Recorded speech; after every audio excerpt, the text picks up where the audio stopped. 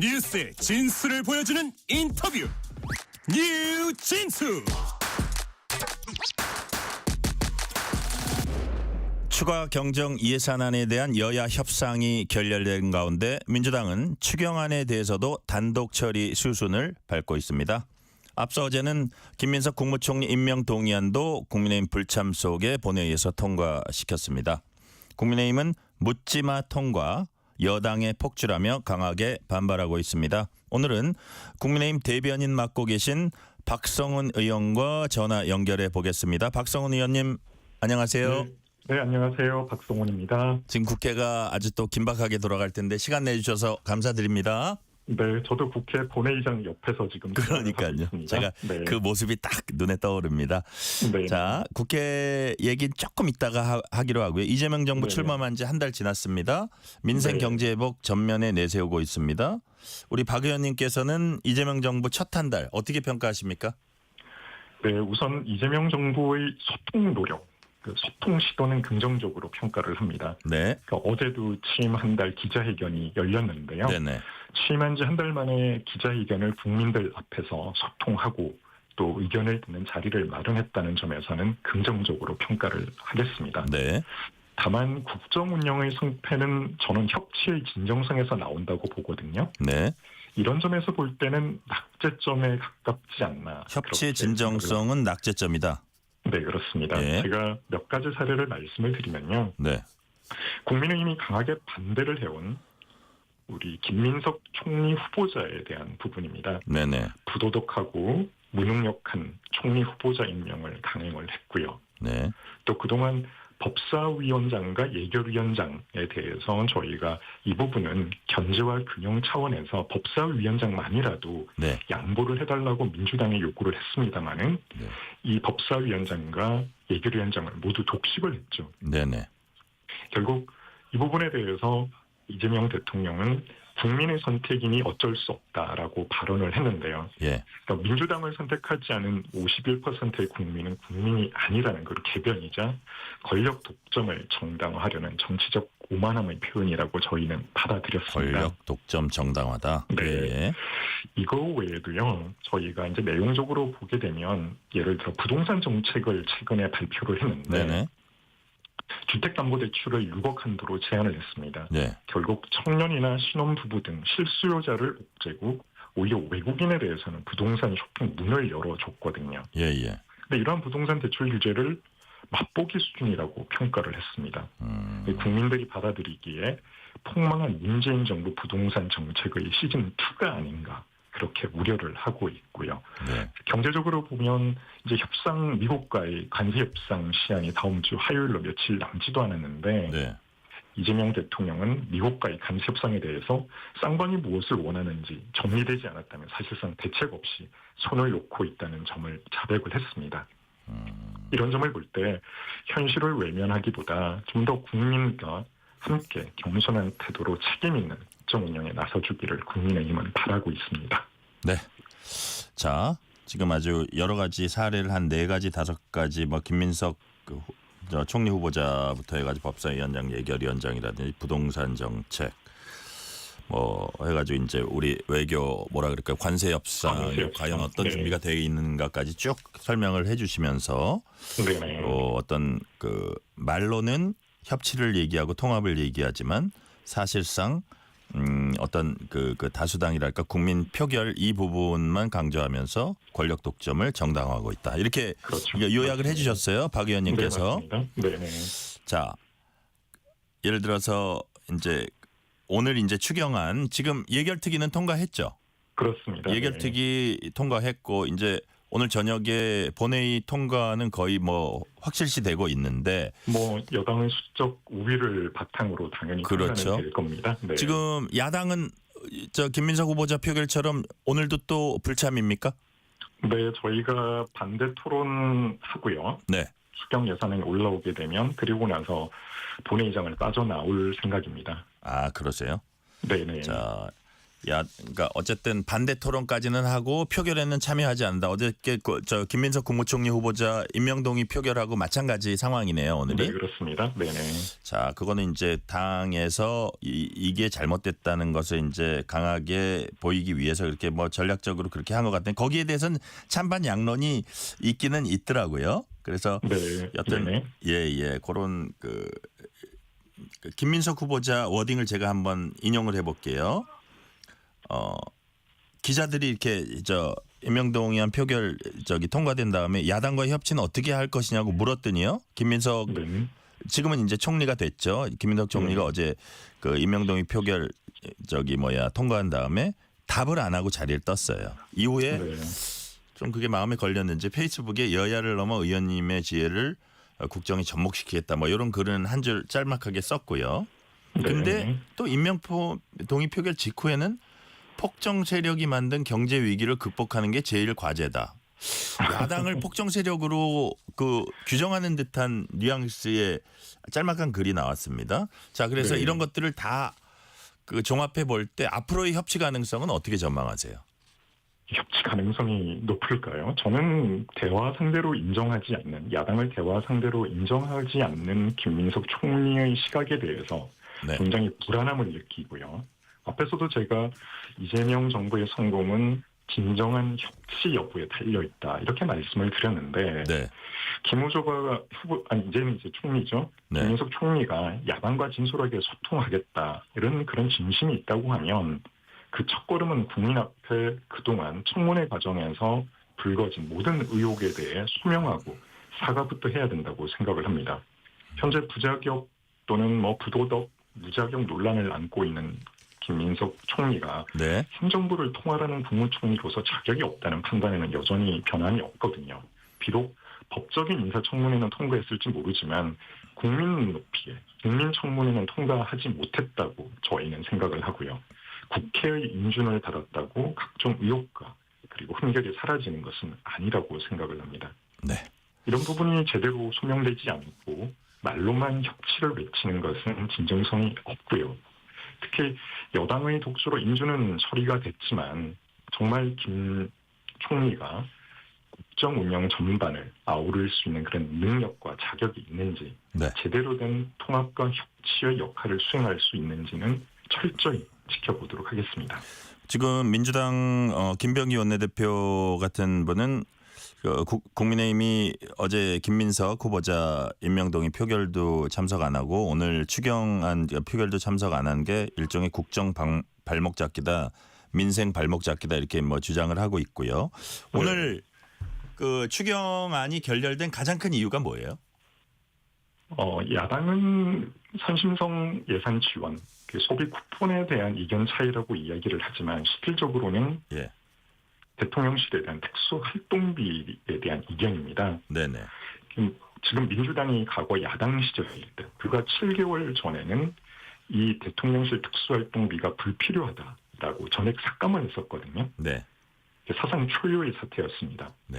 당시에 이재명 지금의 대통령은 쓸데없는 예산이라고 이야기를 하면서 대통령실 특갈비가 없다고 나라 살림 못하겠다 하는 것은 당황스러운 이야기다. 네. 그럼 박찬대 원내대표는 특갈비 없앤다, 국정마비 안 된다.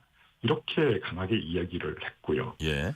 그러면서도 자신들이 사용할 특갈비하고 특정 업무 경비는 또 편성을 했습니다. 그런데 불과 7개월 뒤에 지금 이 예산이 필요하다고 강하게 이야기를 하고 있는 걸로 봐서는 염치와 양심이 없다고 밖에는 표현할 수 없을 것 같아요. 그럼 그 당시에 삭감할 때는 일종의 괘씸죄 성격으로 삭감했다가 네네. 지금은 보니까 필요하니까 정말 한 그렇죠. 반년 만에 다시 얼굴색도 바꾸지 않고 달라는 게 이게 이런 후한무치가 어딨냐 이런 뜻이니까. 그렇습니다. 이게 이제 추경 성격이나 목적에도 맞지 않거든요. 이게 추경이 민생 경제 회복이나 내수 진작을 위해서 지금 편성을 하는 건데 추경에 특활비를 왜 끼워 넣냐 이거죠? 그렇습니다. 특활비를 끼워 넣는 것도 문제지만 본인들이 과거에 불과 7개월 전입니다. 불필요하고 쓸데없는 예산이라면서 단 한 푼의 대통령실 특활비도 반영을 안 시켰거든요.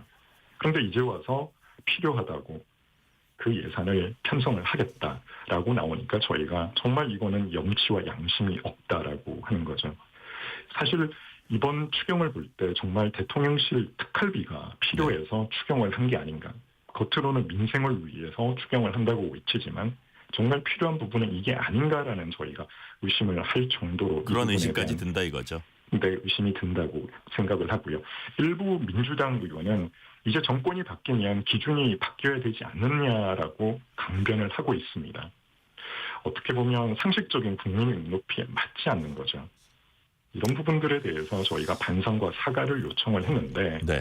그런 부분을 받아들일 수가 없다라고 지금 이야기를 하면서 여야 협상이 결렬이 된 그런 상황이었습니다. 네. 지금 이제 추경 얘기하면서 우리가 특활비 얘기 주로 지금 말씀하셨는데 이제 추경 큰 틀에서 보면 경기 온기를 돌게 하고 자영업자들 형편도 개선해 주자 이런 취지. 이거는 여야 모두 대선 때부터 공감대는 있었던 것 같아요.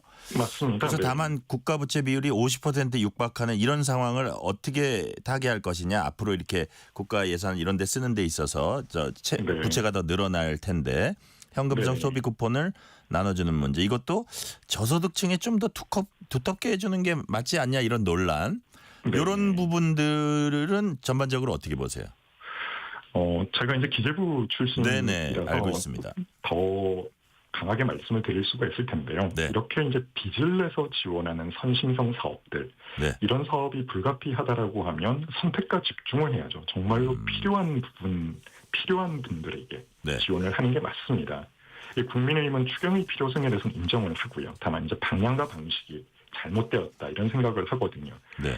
왜냐하면 이번에 지원되는 그 전국민 예산 소비 쿠폰은 이게 현금으로 따지면 약 13조 2천억이 넘어가는 규모입니다. 네. 결국 포퓰리즘 추경이라고 저희가 이야기를 할 수밖에 없는데요. 이게 상임위 예결위 과정에서 또 1조 9천억 원이 증액이 됐습니다. 소비 쿠폰 예산만 1조 9천억이 어젯밤에 증액이 됐거든요. 네. 이게 기존에 있는 예산, 저희가 재원이 남아도는 상황이라고 하면 큰 문제는 없겠습니다만은 결국은 빚을 내는 상황에서 네네. 국가 부채가 급격히 늘어나고 있는 상황에서 빚을 내서 지원하는 예산이다 보니까 효과성을 따질 수밖에 없는 거죠. 근데 과거에 이러한 현금성 지원 사업이 효과가 없다, 소비 진작 효과가 불투명하다 이런 분석들이 많았거든요. 네. 결국 일회성 효과에 그치고 뚜렷한 경기 회복 효과를 기대하기 어려운 상황에서 제대로 된 현금성 지원을 위해서는 선택과 집중이 필요하고 지금 우리 재정 구조상 지출 구조 조정이 필요한 부분이 많습니다. 네네. 그러니까 불필요한 사업들을 줄이는 이런 노력들이 같이 병행이 되는 게 맞다는 게 국민의힘 입장이었습니다. 네. 그 상법 개정안 여야 합의로 처리됐습니다.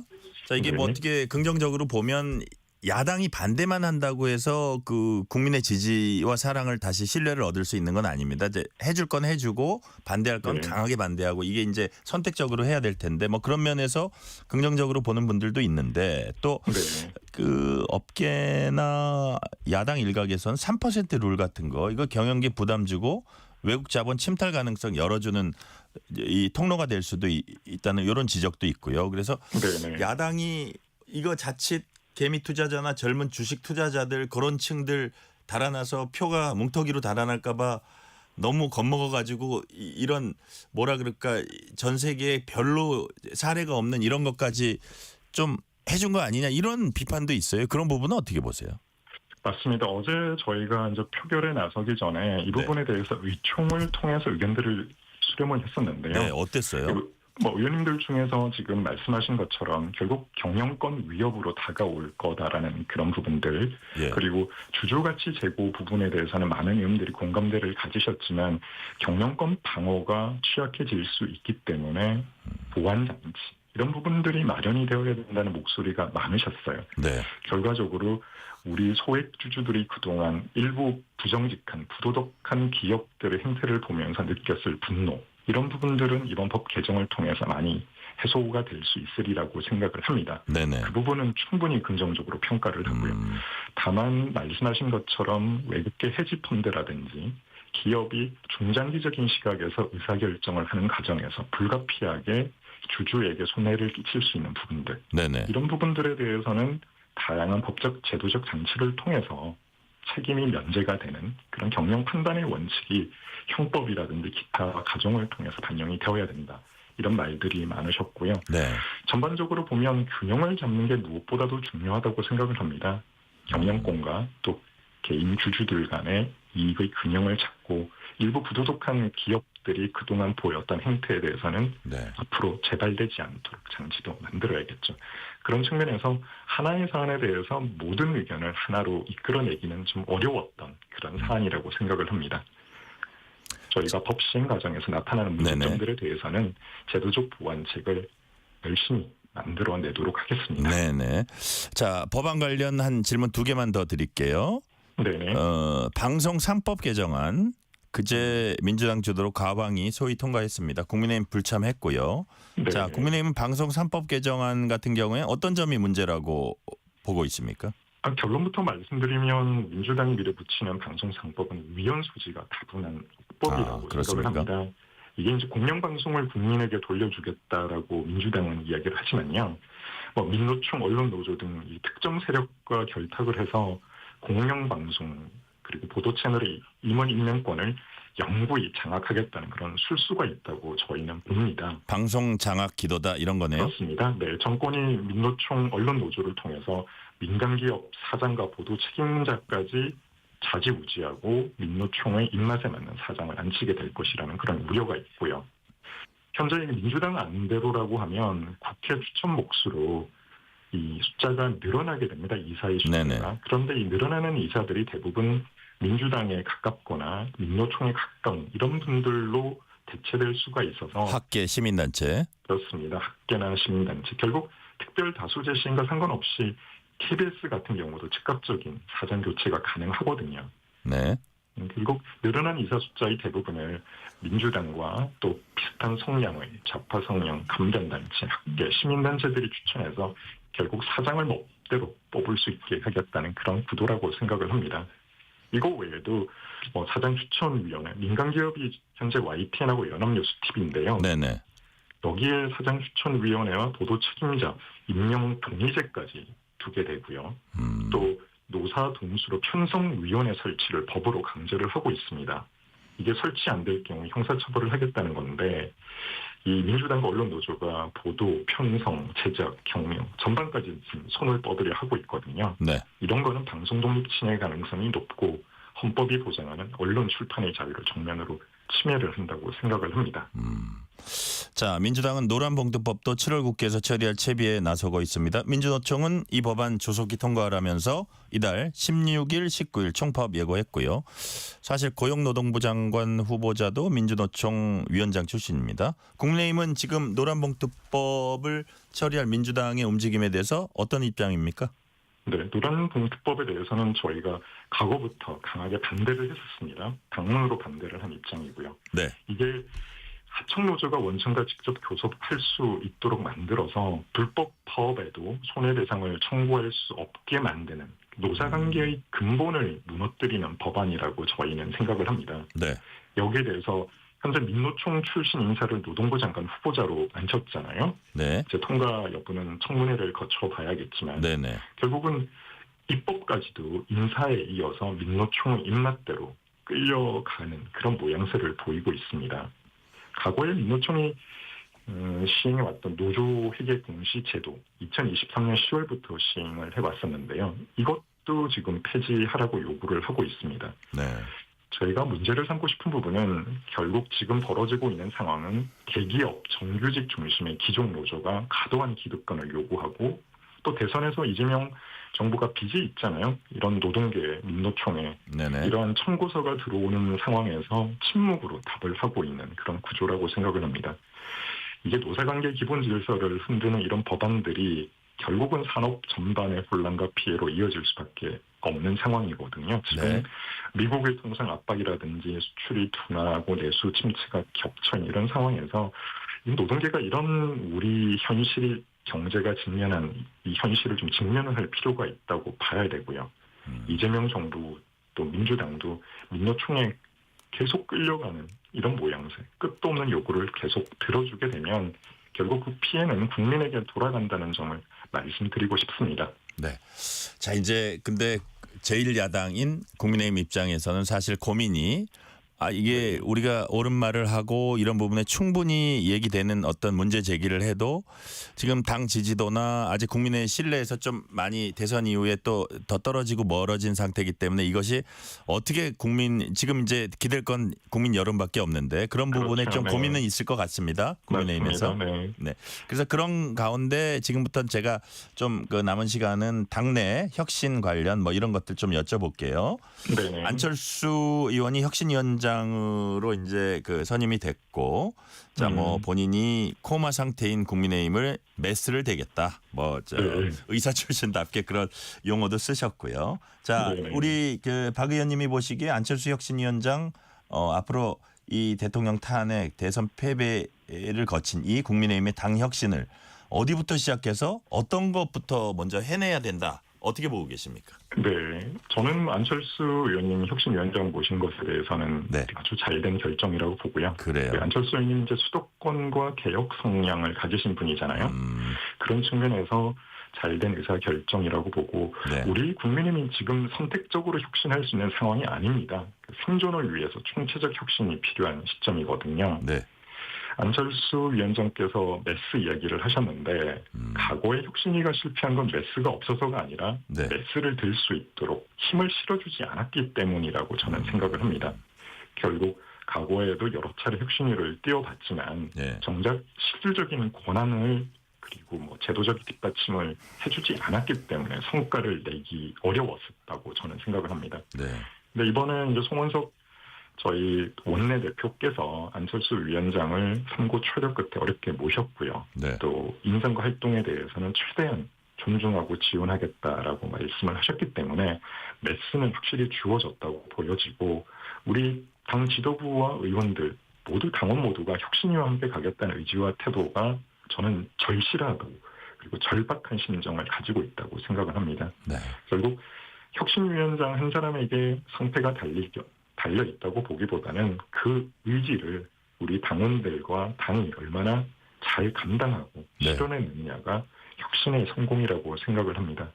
그 과정에서 뭐 탄핵 정국을 거치면서 여러 가지 우리 당에서도 반목도 또는 뭐 분란도 불신도 있었고요. 이런 것들을 어떻게 빠른 시일 내에 봉합하고 마무리하느냐가 혁신의 첫 단추가 될 수 있다고 생각을 합니다. 안철수 위원장이 어제 백서 작업을 하겠다 이런 이야기를 하셨는데 네. 각오를 정리하는 구체적 행동이 필요하다고 보여집니다. 그래서 이런 부분들을 잘 백서에 녹여내고 또 공천 시스템이라든지 수도권 중심의 어떤 확장성 회복 또 청년 인재 발굴 또 이런 과정을 통해서 중도층과 수도권, 청년 이런 부분들의 마음속에 우리 국민의힘이 자리를 잡게 된다라고 하면 다시 한번 우리가 수권 정당으로서의 기회를 부여받을 수 있지 않을까 그렇게 생각을 합니다.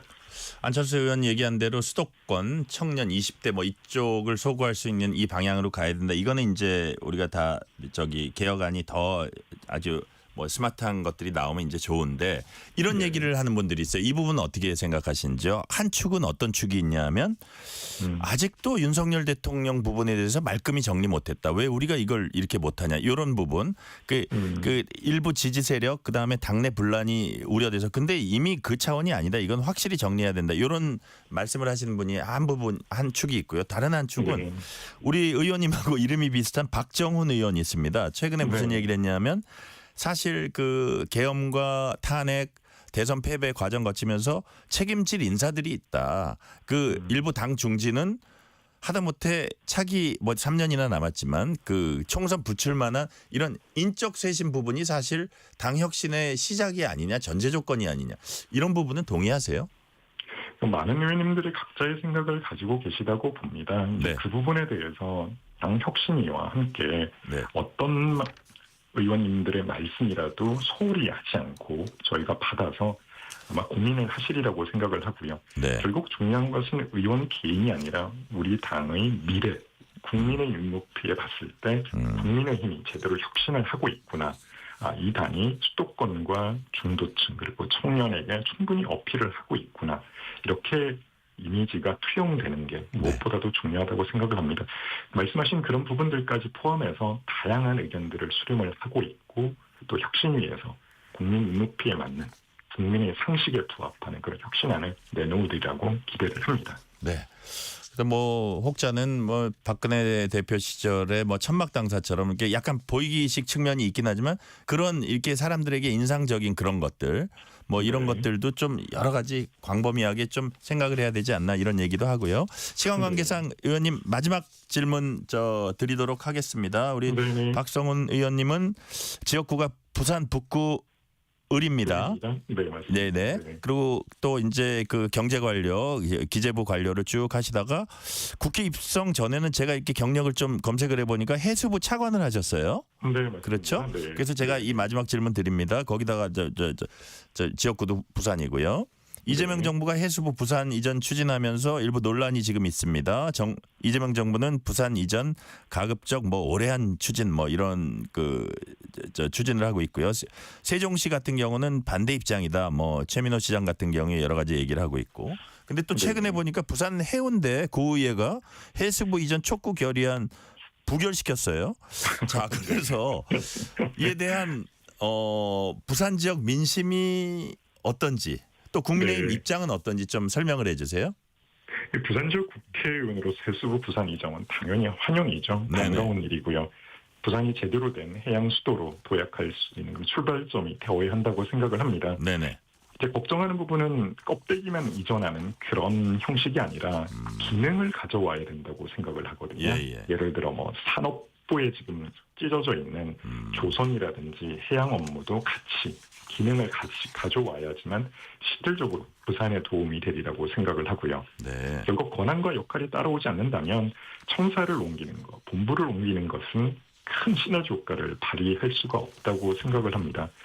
해수부가 부산으로 이전하면서 해수부 직원들이 어려움을 겪을 수밖에 없을 겁니다. 제가 차관으로 있을 때 가까이 지냈던 직원들은 서울에서 이사를 한 지 몇 년 되지 않은 직원들도 많거든요. 예. 결국은 가족들의 거주지, 학교라든지 생활 환경을 다 바꿔야 되는 그런 어려움이 있을 겁니다. 네네. 아마 여론조사를 해보니까 해수부 직원들의 86%가 부산 이전에 반대를 한다라고 답변을 한 상황이라서 해수부를 부산으로 이전하게 되면 이런 부분들에 대한 꼼꼼한 좀 고려가 뒤따라야 되지 않을까 하는 생각을 가지고 있고요. 결국 우리 부산을 위해서 하는 일이 우리 대한민국을 위한 도움이 되는 일이라는 것, 지역 균형 발전과 행정 효율성에도 부합한다는 것을 증명할 수 있는 방향으로 해수부 부산 이전이 이루어져야 된다고 생각을 합니다. 네, 오늘 말씀 여기까지 듣겠습니다. 지금까지 국민의힘 박성훈 의원이었습니다. 의원님 말씀 감사합니다. 고맙습니다. 좋은 장 되십시오. 네, 감사합니다.